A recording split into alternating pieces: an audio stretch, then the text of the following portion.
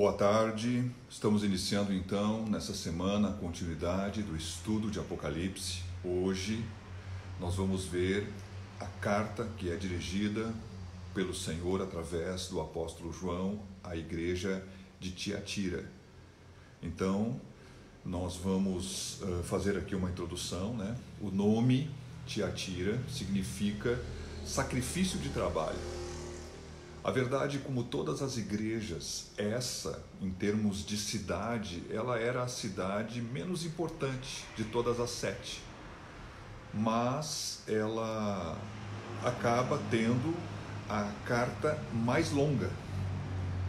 Consequentemente também, então, há uma série de elogios sobre várias coisas que são colocadas nessa carta. Mas há uma repreensão muito severa. Dá para dizer assim que das 7 cartas, a repreensão que existe nessa carta, ela é realmente muito forte, ela chega a falar até de morte, na verdade. Bom, meus queridos, a profetisa, ela tem um nome bíblico, né, chamado Jezabel.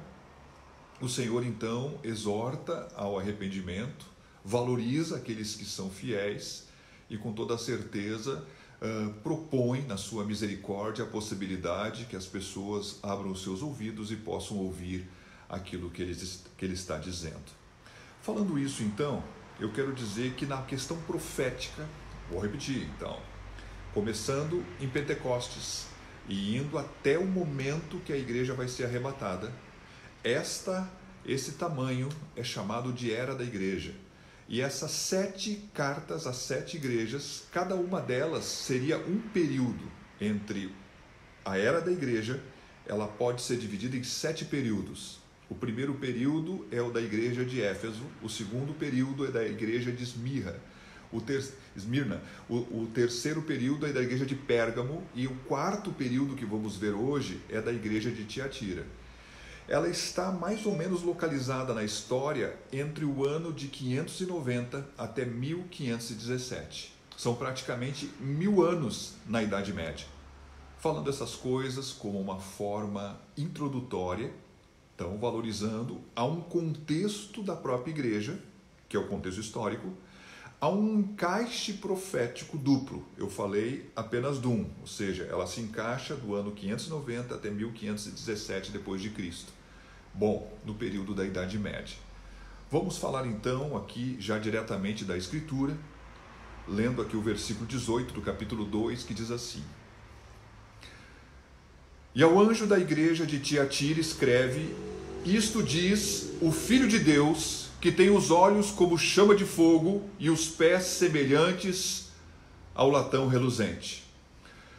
É interessante que Jesus já tinha usado essa expressão antes, mas agora ele está usando essa expressão dizendo assim, eu tenho olhos de chama de fogo que penetra todas as coisas e é capaz de ver o mais oculto das coisas que estão escondidas. E eu também tenho pés de bronze, que nós fizemos menção nos estudos anteriores, que isso faz uma referência àquilo que ele tem como aquele que vem julgar num princípio que está lá no Velho Testamento, que Deus falava através de Moisés para os israelitas colocarem os pés sobre a cabeça dos seus inimigos. Então o Senhor está dizendo o seguinte: eu estou vendo todas as coisas, não se esqueçam disso, e eu estou aqui para julgar aqueles que merecem julgamento. Falando isso, eu quero continuar aqui.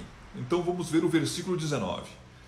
Vou lê-lo aqui, diz assim: Eu conheço as tuas obras, e o teu amor, e o teu serviço, e a tua fé, e a tua paciência, e que as tuas últimas obras são mais do que as primeiras.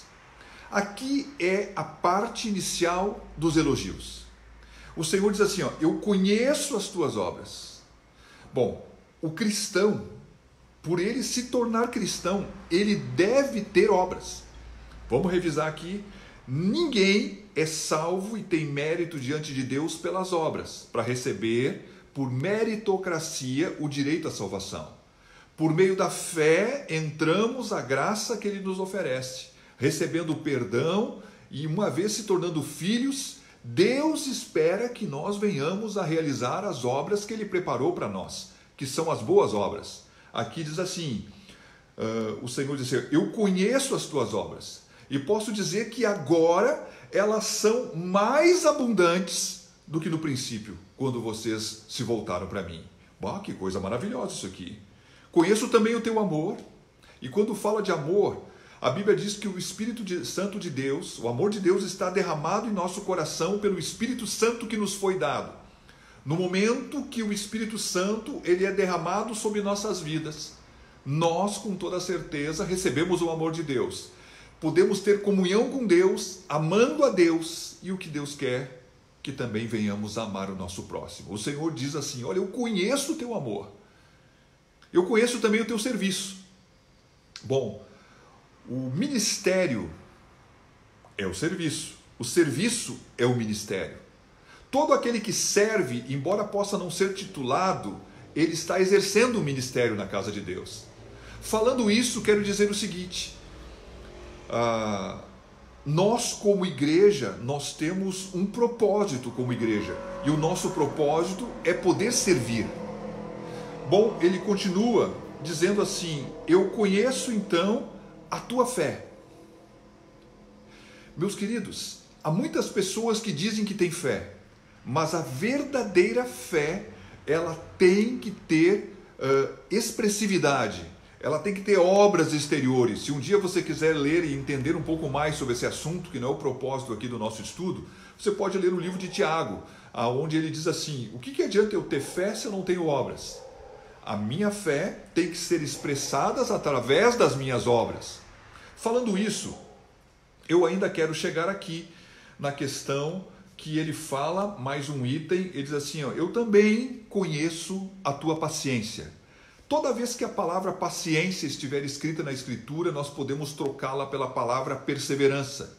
O Senhor está dizendo assim, olha, na verdade, eu sei que tu tens sofrido.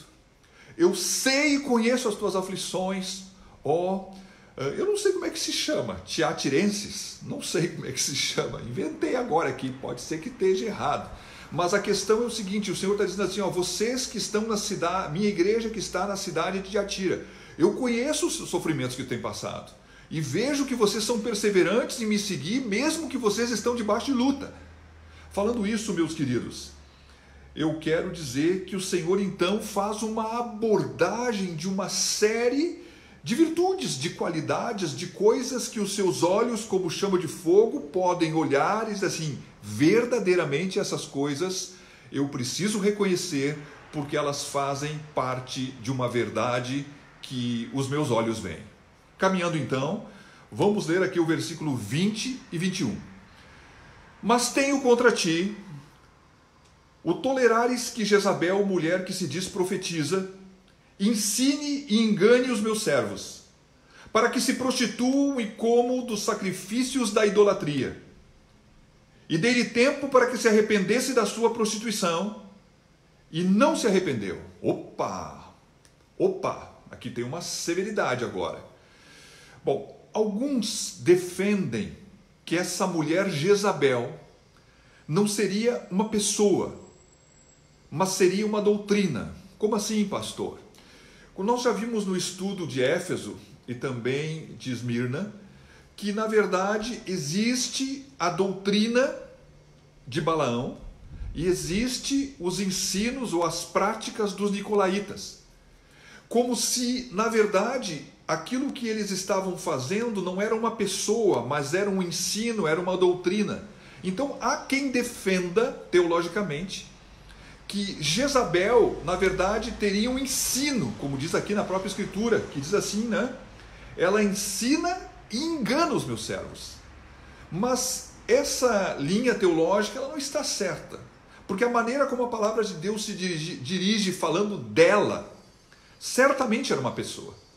Falando disso, o nome Jezabel tem uma série de significados. Ela pode ser reconhecida como adoradora de Baal, Baal exalta, esposa de Baal. Ela também tem um significado de montão de lixo, vazia. Bom, assim, meu Deus do céu, essa mulher então sendo uma pessoa, as conotações ou os significados que vêm por aquilo que ela viveu e representou são, na verdade, uma série de coisas que necessariamente são ruins. Bom, no Velho Testamento existe uma mulher chamada Jezabel. Ela era uma princesa. O seu pai é conhecido como um rei chamado Etbaal. Ele servia a dois deuses, a Astarote e a Baal. Ele sacrificava a Baal e certamente transmitiu isso para sua filha. E olha só o que acontece, tem um momento que o rei de Israel, e nesse tempo Israel e Judá estão separados, não estão andando junto, o povo de Deus tinha 12 tribos, nesse tempo tem 10 tribos chamadas Israel, vivendo juntas, e tem Judá e Benjamim vivendo juntos aqui. Bom, o que eu tenho a dizer? Eu tenho a dizer o seguinte, a palavra de Deus, ela disse que o rei Acabe, que era rei dessas 10 tribos, ele casou-se com Jezabel. Quem quiser ler isso, né, você encontra isso no livro de 1 Reis, ali no capítulo 17, 18, você vai ver que ela promoveu um grande estrago no culto ao Senhor, destruindo a adoração a Deus e levando o povo de Deus a adorar Baal. Na verdade, existia 450 profetas de Baal e mais 400 profetas dos postes ídolos. A palavra de Deus diz que essa mulher era sedutora e ela é extremamente dominante. Na verdade, ela dominava o seu marido. Dizem, teologicamente, que ela, com certeza, nas práticas promíscuas do culto de Astarote e de Baal, com orgias sexuais, ela oferecia a seu marido alguns prazeres nas quais ele se deixava dominar por aquilo que ele gostava. Mas falando dessa mulher do Velho Testamento, uma mulher pervertida, nós podemos chegar então aqui no Novo Testamento falando da história. Não estou falando da Bíblia agora, estou falando da história. A história mostra essa mulher como uma sacerdotisa de um templo pagão, que na verdade fazia adivinhações dentro da igreja e era tida como uma profetisa de Deus. A visão da liderança da igreja, especialmente do anjo, e olha o perigo aqui, ele querendo, quem sabe, bom, essa mulher está aqui no nosso meio, ela pode estar aqui, que bom que ela está aqui, ela pode trazer outras pessoas. Havia uma certa cumplicidade, ou algo que se via como errado e não se fazia nada em contrário. Eu vou dizer que isso também acontece nas igrejas hoje. Mas essa mulher, dentro do contexto teológico, ela é vista pela hipótese antiga de Jezabel do Velho Testamento, que ela pudesse até ser a mulher do pastor da igreja. Eu posso dizer para vocês que há mulheres que são pastoras das igrejas, juntamente com seus maridos, tendo o título ou não, que muitas vezes têm o espírito de Jezabel. Pastor, o que tu está dizendo? A verdade. Vamos lá. Bom, o que ela estava fazendo? Em vez de ensinar a igreja, ou ensinar o povo de Deus a aplicar o seu coração à obediência aos mandamentos de Deus, buscando a separação e a santidade, dentro de uma visão ocultista, ou na verdade falando gnóstica, como já vimos outros dias, na semana passada, ela induzia a que eles participassem então das festas, dos momentos junto com as pessoas do mundo, para que pudessem então, pregando um cristianismo liberal, vender a imagem que era permitido que eles participassem então, quem sabe comendo das coisas que eram sacrificadas aos ídolos, e não eram os ídolos, a Bíblia diz no livro de 1 Coríntios que é os demônios que eles sacrificam tais coisas, como também viessem a praticar imoralidade sexual, prostituição, ou como o termo que junta todas essas coisas no grego, que é porneia, que significa fornicação. Então eles acabavam cometendo pecados sexuais. E é impressionante que a similaridade que existe entre essa Jezabel aqui, como pessoa, é muito parecida com aquela Jezabel que existia lá no Velho Testamento, casada com o rei Acabe. Bom, a verdade é que o Senhor está falando aqui uma coisa misericordiosa. Ainda que fosse extremamente errado o que ela está fazendo, o Senhor deixou bem claro: eu dei tempo para que ela se arrependesse, mas ela não quer se arrepender. Meus queridos, às vezes as pessoas procuram, conforme uma linha que eu considero errada, dizer que Deus induz as pessoas até o erro. Na verdade, o Senhor quer que todas as pessoas se salvem e todas as pessoas venham ao conhecimento da verdade. Mas algumas pessoas, na obstinação do seu coração, ainda que Deus seja longânimo, paciente, seja tardio, dê tempo para as pessoas se arrepender, às vezes as pessoas estão com o seu coração tão firmado no pecado, que elas acabam então não olhando para a oportunidade do arrependimento, como é o caso dessa mulher chamada Jezabel.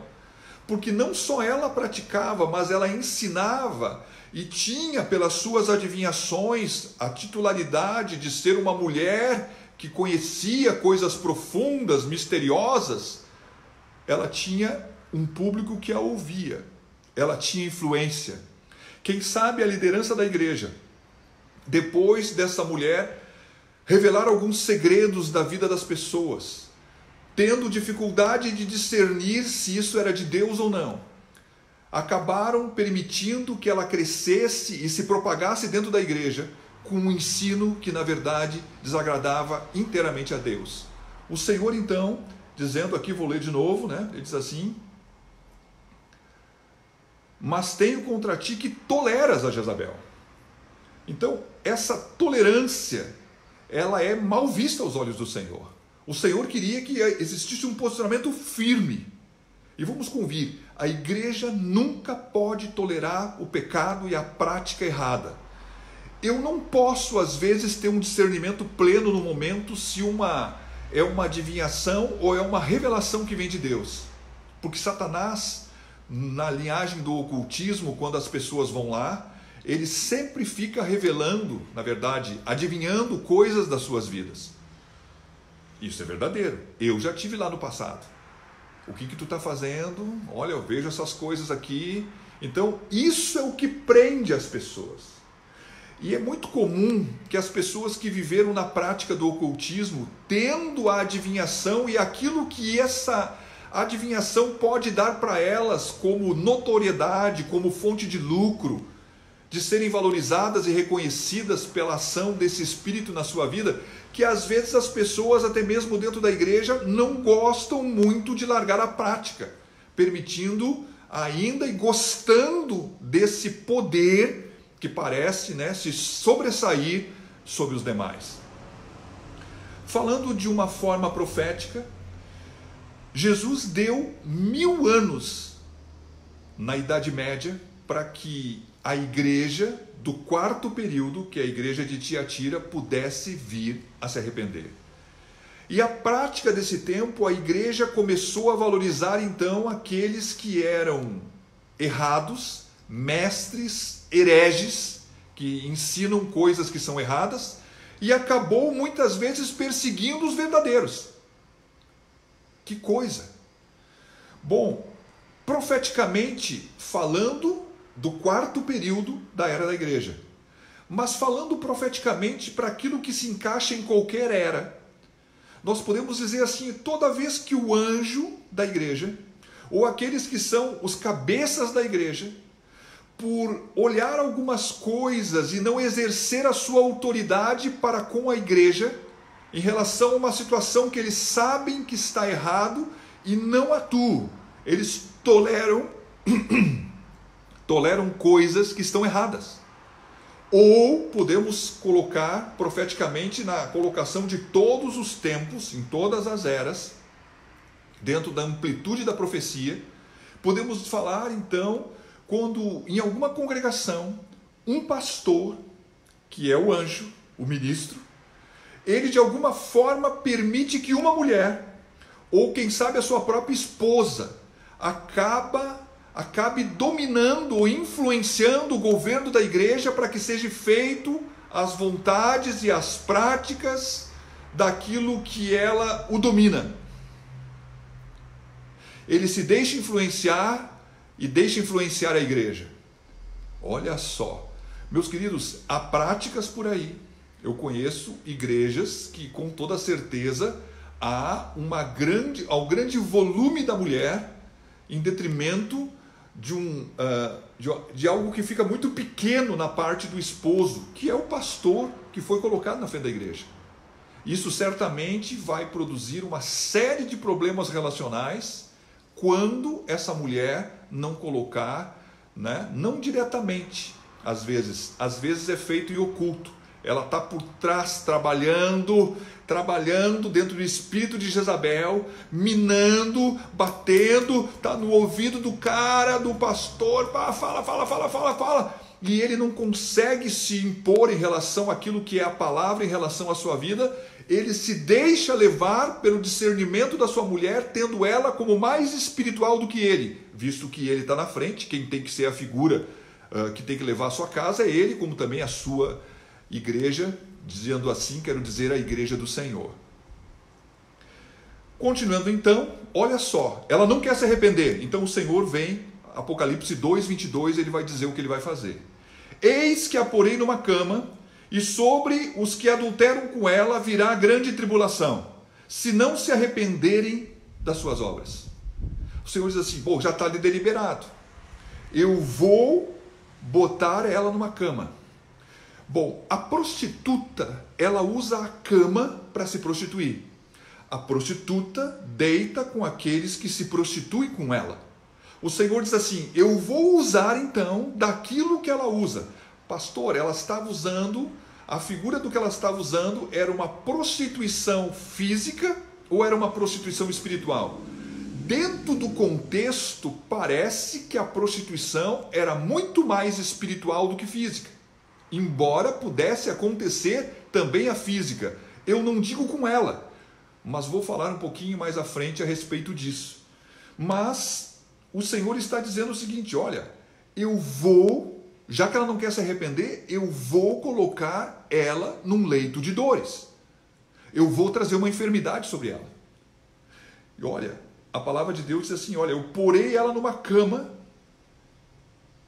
e sobre os que adulteram com ela virá grande tribulação. A igreja não pode se deixar influenciar por pessoas que têm, quem sabe, uma intelectualidade, que têm uma aparência, que têm uma eloquência, que têm, quem sabe, um espírito manipulativo, que tem dinheiro. A igreja deve ter um posicionamento. A igreja deve ter um posicionamento dando valor àquilo que está escrito na Escritura, acima daquilo que está rodeando ou, quem sabe, governando como uma forma de pressão através da vida de homens e de mulheres que podem estar à nossa volta. Bom, nem todo mundo que vivia nessa igreja era mau. Olha só, existia aqueles que eram fiéis, que Jesus elogiou. Existia aqueles que estavam, na verdade, tolerando um ensino errado, e existia aqueles que estavam vivendo o ensino errado. E muitas vezes isso também serve de forma profética para se encaixar em qualquer igreja, porque é comum que às vezes dentro da igreja haja algumas divisões, ainda que não haja nome. Há aqueles que são legalistas, há aqueles que são liberais, né? Então, há aqueles que são em favor de uma causa, há aqueles que são em favor de outra causa. A igreja de 1 Coríntios tinha uns que eram por Pedro, outros eram por Paulo, outros eram por Apolo e outros eram por Cristo. Ao ponto que o Senhor diz assim, está Cristo dividido? Quem morreu na cruz foi Pedro, foi Paulo, foi Apolo ou foi Jesus Cristo?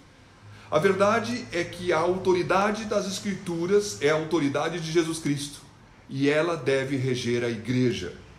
Falando isso, eu quero ler o versículo 23 do capítulo 2, que diz assim, e ferirei de morte, olha a largura desta firmeza, Eu ferirei de morte a seus filhos, e todas as igrejas saberão que eu sou aquele que sonda as mentes e os corações, e darei a cada um de vós segundo as vossas obras.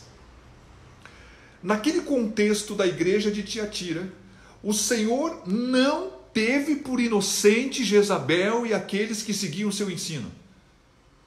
Certamente, hoje, se nós, dentro da igreja, naquilo que estamos errados, é certo que a mesma paciência e longanimidade que o Senhor concedeu àquela mulher e àqueles que andavam na prostituição com ela, também concederá a todos aqueles, em qualquer fase ou período da igreja, em qualquer situação.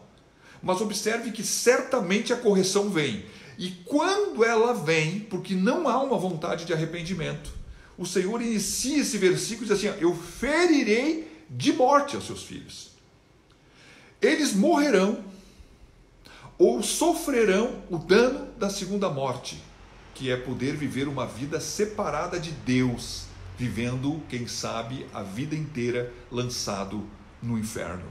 Se ou pastor, uma vez salvo, sempre salvo? Absolutamente não. Não.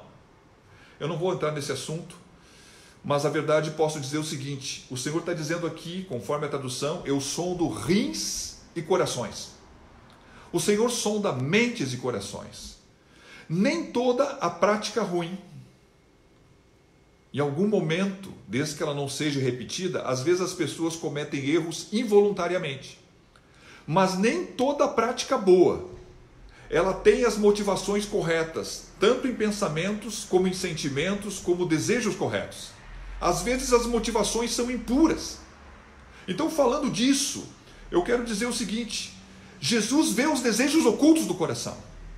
Ele sonda com os seus olhos de chama de fogo tudo aquilo que está na nossa mente, nas nossas emoções, nos nossos desejos, as nossas motivações ocultas. Bom, a palavra de Deus, ela nos promete que cada pessoa será julgada segundo as suas obras.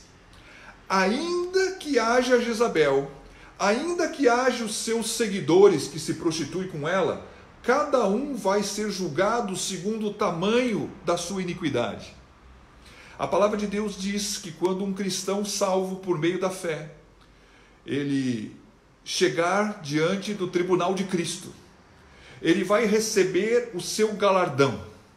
O galardão é uma coroa pelas obras que este homem, que essa mulher fez, que verdadeiramente tiveram motivações corretas no coração. Nem tudo que é bom será galardoado. A Bíblia diz que até mesmo oferecer um copo d'água a um dos meus pequeninos, digo que não deixará de receber o seu galardão. Mas há muitas coisas que são feitas por interesse pessoal, para aparecer para os outros, por necessidade de fama, por querer ganhar dinheiro, e assim vai. Mas a questão é que o Senhor, ele vai galardoar cada um segundo as suas obras. Tanto no céu, a recompensa, como também haverá recompensa no inferno. Nem todo mundo vai entrar no inferno e receber o mesmo castigo. Aqui há uma verdade: alguns receberão mais castigo ou mais açoites do que outros, porque de uma forma muito mais promíscua se lançaram nas coisas que Deus abomina. Falando disso, eu quero ler o versículo 24 e 25. Mas eu vos digo a vós e aos restantes que estão em Tiatira, a todos quantos não têm essa doutrina e não conheceram, como dizem, as profundezas de Satanás, que outra carga vos não porei, mas o que tendes, retende até que eu venha. Então, ainda que existiam pessoas erradas, existiam as pessoas certas. Isso também é verdade.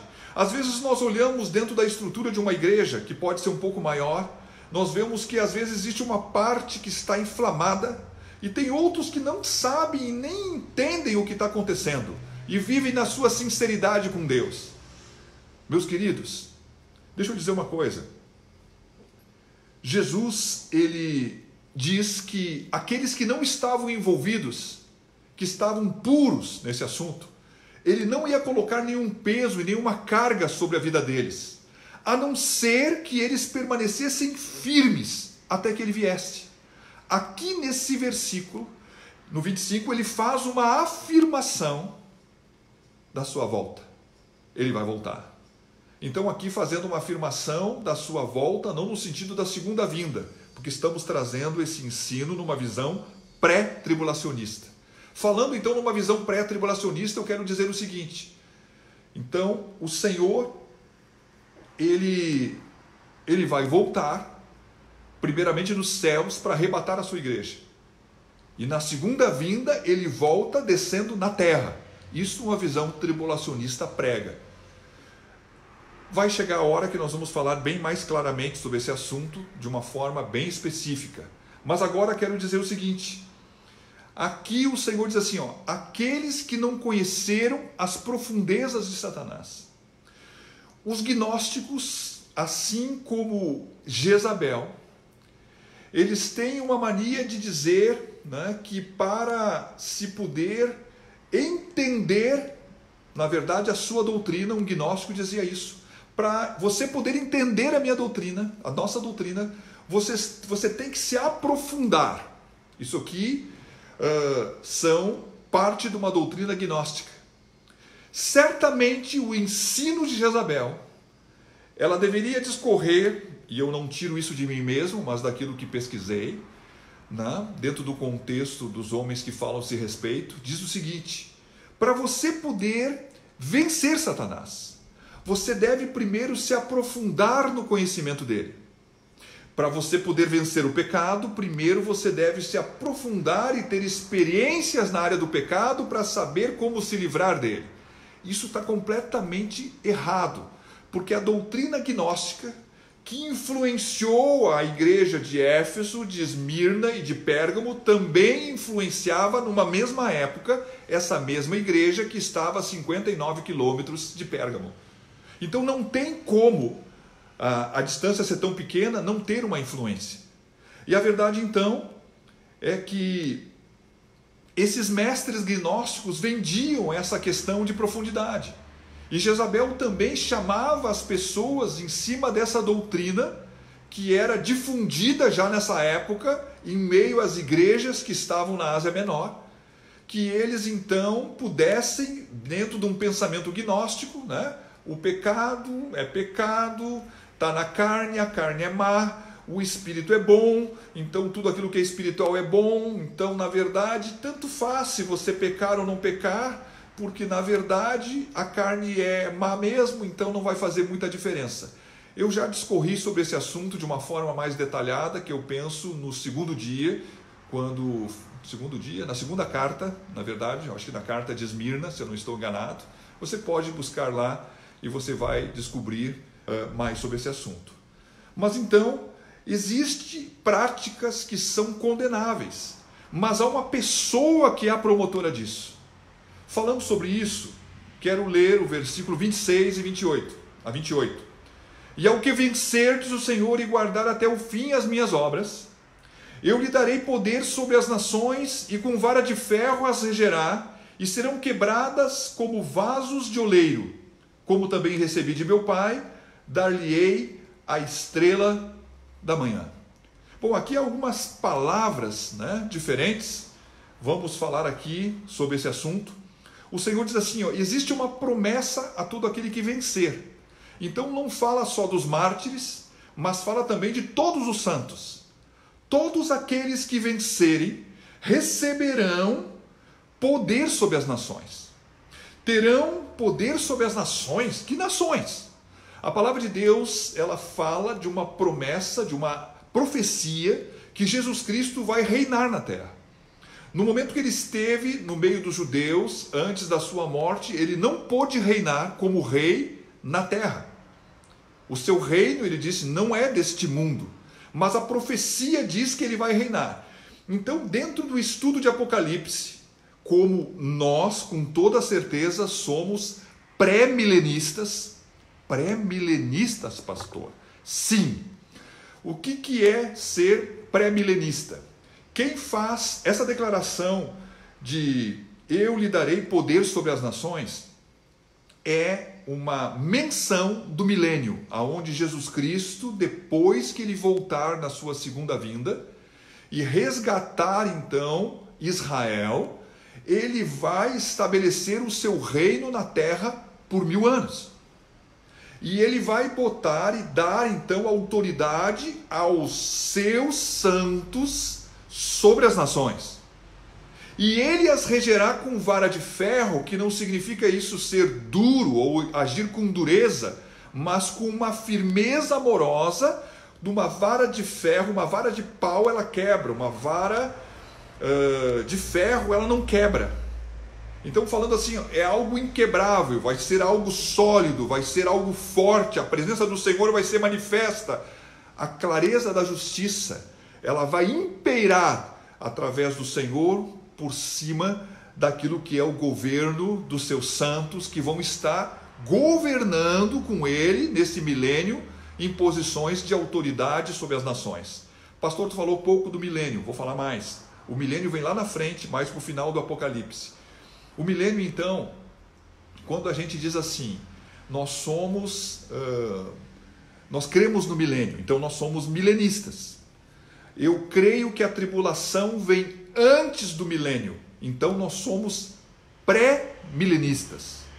Quem é pré-milenista é milenista e acredita que o milênio vai se cumprir aqui na Terra.